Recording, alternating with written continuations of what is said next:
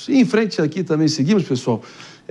Com um assunto que está dando o que falar, será que é um mau presságio do que está por vir sem o governo de Donald Trump?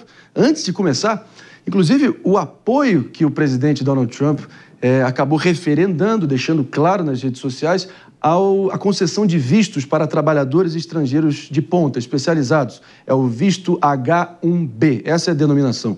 Inclusive, isso pode ter causado uma baita de uma fratura entre os seus apoiadores. É treta na direita americana. Inclusive, a posição de Donald Trump fica mais alinhada do seu, agora, conselheiro de campanha, o bilionário sul-africano Elon Musk, e também o bilionário Vivek Ramaswamy, que é o companheiro do Elon Musk, essa dupla de bilionários que capitanearão o que eles chamaram de Departamento de Eficiência Governamental, que promete uma devassa ali nos gastos excessivos e supérfluos do governo americano. Inclusive, o próprio Elon Musk se beneficiou do visto H-1B no passado.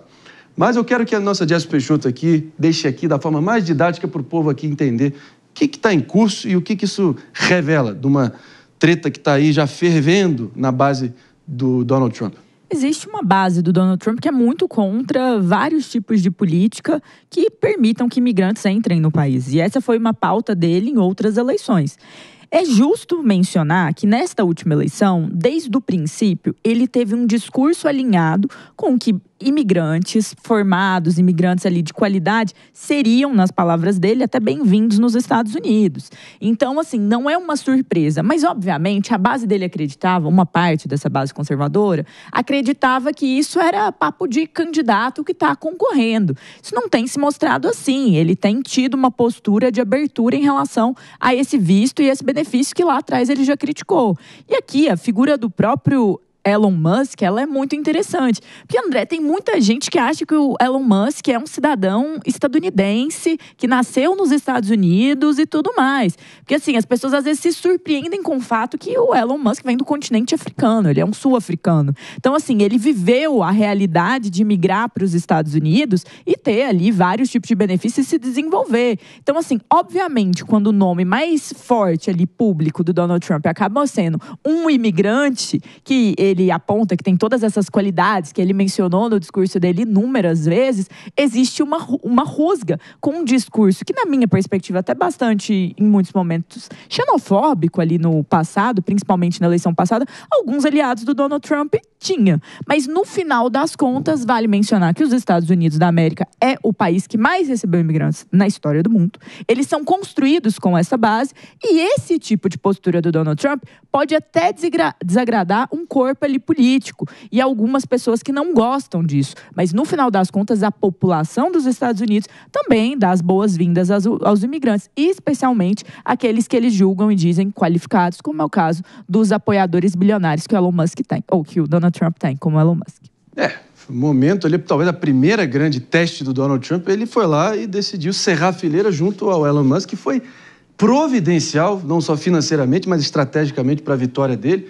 O pessoal já está querendo, inclusive, colocar um contra o outro, né? A mídia democrata, principalmente, querendo dizer que o Trump é o boneco e que o Elon Musk seria o seu ventríloco, né? Que o Elon Musk fosse o presidente de fato. Já estão tentando provocar o ego do Trump, que é frágil e imenso, né? E teve até uma Vai pergunta, dar o que falar. Né? Teve até algumas pessoas fazendo aí, de TikTok, etc., colocando o Elon Musk como um possível sucessor do Donald Trump. Possível. Não é possível, por causa da Constituição dos Estados Unidos. O Trump falou isso.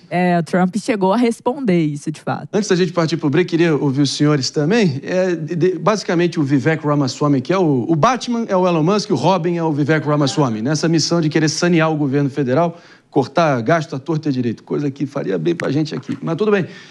A tese deles é que a cultura americana privilegiou há muito tempo essa mediocridade, até na cultura pop, privilegiar o atleta fortão que fica com a donzela no baile de debutantes e o nerd sendo um fracassado, um cara meio ignorado, né? E que os Estados Unidos deveriam valorizar os nerds e em detrimento só do valentão bonitão. Como é que você vê essa tese também do Vivek Ramaswamy? Mas está se invertendo, né? Hoje em dia, os Estados Unidos têm tecnologia para dispor do mundo. Um exemplo eu não vou fazer propaganda aqui, mas a gente precisa citar quem são os americanos que se deram bem nessa área de tecnologia, que são os nerds. Mas a Índia também tem... A população da Índia é a população dos Estados Unidos, 350 milhões de pessoas, mais 1 bilhão de pessoas. Então, você está entendendo? O fluxo migratório é chocante, né? Deveriam ser poucos privilegiados que poderiam ter acesso a esse visto aí, que deveria ser só para o pessoal de ponta, mas pelo visto está meio que uma várzea, né? O pessoal faz um curso técnico profissionalizante, já pode entrar aí. Então, como é que eles vão domar esse troço? Vai ser difícil, né, Jess?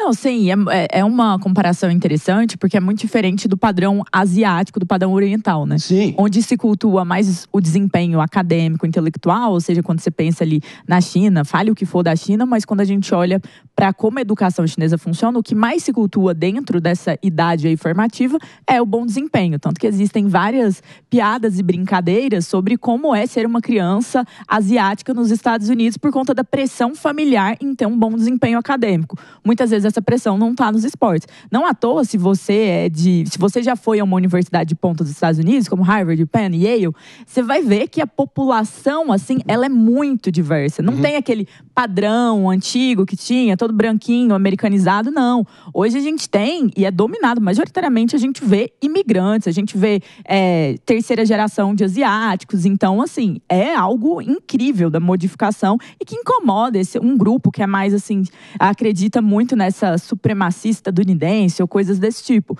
Agora, que a realidade é que os nerds têm dominado, isso é um fato. No final das contas, as tecnologias geradas no Vale do Silício têm sido feitas principalmente por pessoas que às vezes vêm da Índia para estudar nos Estados Unidos, ficam nos Estados Unidos e desenvolvem grandes e maravilhosos projetos aí. Ele mesmo, nesse ponto, um exemplo de um imigrante que deu certo e que fez isso. É um equilíbrio delicado, né? Como é que faz para agradar essa base nacionalista, que tem até esse componente dessa xenofobia um pouco tacanha e ultrapassada, mas como é que faz para também reter esses grandes talentos nos Estados Unidos, nas empresas americanas, criando divisas e empregos aqui? Esse abacaxi, eles que vão ter que descascar.